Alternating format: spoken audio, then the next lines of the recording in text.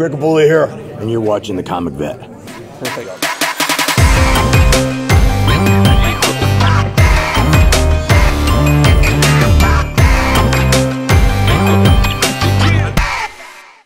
Hello Comic Army, my name is Chris the Comic Vet. Hope this video finds you safe and well. Alright, well, this week is a little bit of a lighter week, but it's an incredibly important week, especially for me, as the sequel series that I've been waiting for a couple of years has finally come out. We're going to waste no time and get right into what I'm talking about. Normally I lead with Spider-Man or a Spider title, but this is just too important to me personally to put anywhere other than first. This is DC vs. Vampires, the sequel series, World War V. I've been waiting for this book for a while. Now, the original series, DC vs. Vampires, was helmed by James Tynion IV, along with Matthew Rosenberg, with the interior artwork done by Otto Schmidt. As we know, James Tynion IV has moved on from this particular series, but Matthew Rosenberg, who also did DC vs. Vampires All Out War, and also had a hand in the two one-shots that also came out with DC vs. Vampires, is singularly writing this with Otto Schmidt returning to do the interiors. And let me tell you, normally I wait before I read books, but I've already been through this. It is incredible. The first 4, 5, 6 pages are fantastic, exactly what you would expect from DC vs. Vampires. I'm really glad that they kicked off the sequel series with a bang. Do not miss this one. If you were even a slight reader of DC vs. Vampires, you are going to love this issue. It basically ties in all the different factions and what the world is looking like at the current moment. But my God, Matthew Rosenberg did a terrific job. Otto Schmidt did a terrific job with DC vs. Vampires, World War V, issue number 1. It is my read of the week. I highly recommend this. I love this theatrical style poster that they did for the cover as well. I'm so glad it's back. I'm looking forward to this limited series. This Elseworld story by DC I thought was terrific the first time around, and I'm really excited, as you can tell, for the sequel series. Now let's get back to the Spider titles. Issue 55 of The Amazing Spider-Man dropped this week. Here we are. And from what I'm hearing, the Zeb Wells run on The Amazing Spider-Man is going to be coming to a conclusion. So we'll see how it ends up. The previous volume done by Nick Spencer, it was trash from the beginning. It ended terribly. There was some beautiful covers along the way, and 1 or 2 filler issues that was actually alright. But overall, thumbs way down.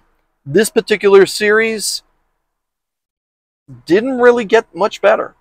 Most Spider-Man readers will say the same thing.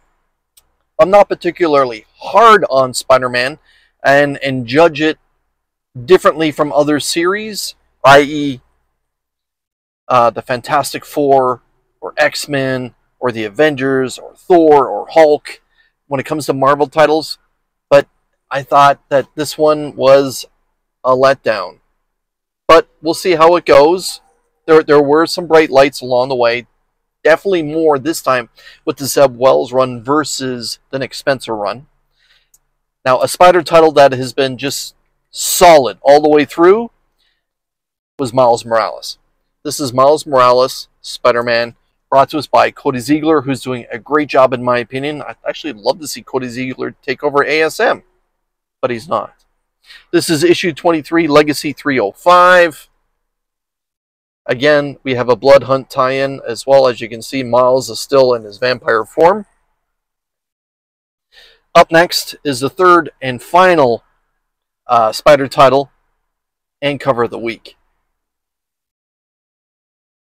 So cover of the week this week belongs to the Spider Society. Enter the Spider-Versers. I don't know if that's a word, but here it is. This is issue number 1, and it's got so many different characters from the Spider Totem on here. That's why I'm picking it as cover of the week. It's not necessarily the most glorious cover when it comes to artwork, but they got so many Spider characters on there and it actually doesn't look crowded. That's the reason why I went with this one as cover of the week. I am excited to get into this. I do enjoy Spider Totem characters, and yeah, it does have Spider Ham as well, you know, right there. So it can't be all that bad, right? Right? A candidate for cover of the week is always anything done by Alex Ross. This is the Immortal Thor, issue 14, with Alex Ross at the cover. Now, the Immortal Thor has been okay. It's had some good moments. It's had definitely some weak filler issues. But Thor is the All-Father, kind of enjoyed. This is billing itself as the 775th issue. It is not an oversized or overpriced issue, so we'll see. We'll see. I do enjoy Al Ewing generally. Again, his Immortal Hulk series was incredible. This one has been like a solid C+, B- in that neighborhood. Now let's talk about a roller coaster of a series when it comes to good versus bad, and that is Venom. This is Venom issue 36. It is a Venom War tie-in, where now we're going to have father and son battling each other for the symbiote. We'll see how it goes. But this is a pretty cool homage to the Amazing Spider-Man issue 129, the first appearance of the Jackal, and also the first appearance of the Punisher. Yes, I know. So, good cover. We'll see if the story's good. It's got a long way to go, let's be honest. Now let's talk about the channel membership. The Comic Army. There are actually 2 tiers for you to join to become a Comic Army member, basically a channel member of this particular channel. It does come with some perks. There is a private Instagram chat room that you'll be invited to participate in. And also, monthly, there is a Comic Army box giveaway, which is the first Wednesday in every month, where I generally host a duck race and put all the members in there, and whoever wins an incredible Comic Army box. Here I have 2 fantastic comic books that are going to be going into the Comic Army box that will be given away the first Wednesday in September, and these are donated kindly from Retro Rocket Comics. Retro Rocket Comics is my LCS, your LCS, friend of my channel, friend of your channel, just a great comic book community member across YouTube and Instagram. He has donated 2 more 1-in-100 ratio covers to go along with Weapons of Vengeance, that 1-in-100 ratio comic with that infamous or famous, however you want to look at it, cover of Wolverine. This week he's tossed in, like I said, 2 more 1-in-100 ratios. So that's 3 1-in-100 ratio comics that's going to be given away. It is Secret Wars Battle World issue number 1, the Virgin variant done by Ryan Stegman. This cool homage to Secret Wars number 1. Again, this is a 1-in-100 ratio. Beautiful. Great work done by Ryan Stegman. And let me say, when it comes to Peach Momoko, I'm hit or miss. Like most people, I can definitely recognize some beautiful work that she's done. I can also recognize stuff that is not necessarily a cover for me, or interior artwork, if you read Demon Wars. But this is Spider-Man issue number 11, the 1-in-100 ratio, done by Peach Momoko, Virgin variant. And this is actually really nice. I really like this particular take on Spider-Man that she's done. As you can see, he's just web swinging through New York. Really, really nice. So again, all you have to do is select that join button down below, select one of the 2 tiers, and you're instantly a member of the Comic Army, and you will have the opportunity to win the Comic Army box that will be given away again the first Wednesday in September. And thank you to Retro Rocket Comics. And I would appreciate it if you followed Retro Rocket Comics across all their social media platforms.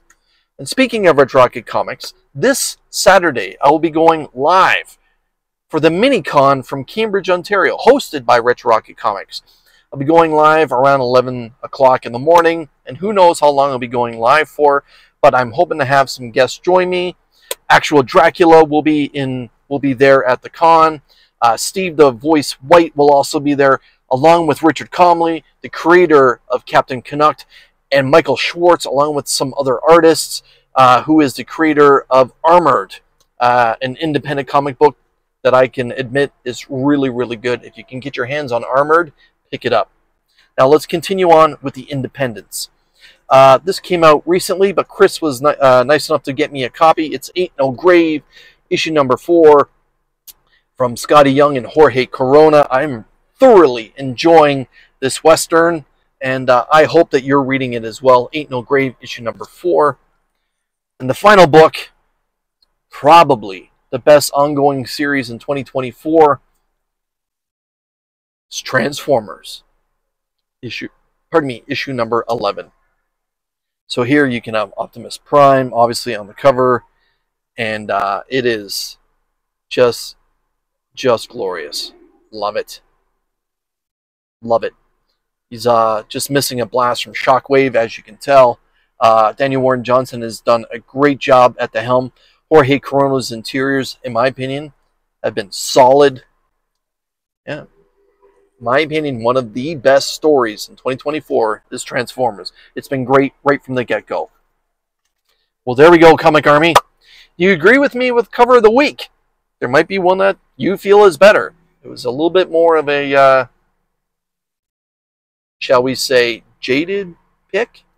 I just love all those Spider characters together. When they are not crowded, makes it look great. Anyways, thank you so much for your time. Make sure that you hit that like button. Make sure you're subscribed. Leave a comment. I try to respond to every comment that gets left on my channel. Until we see you again, take care.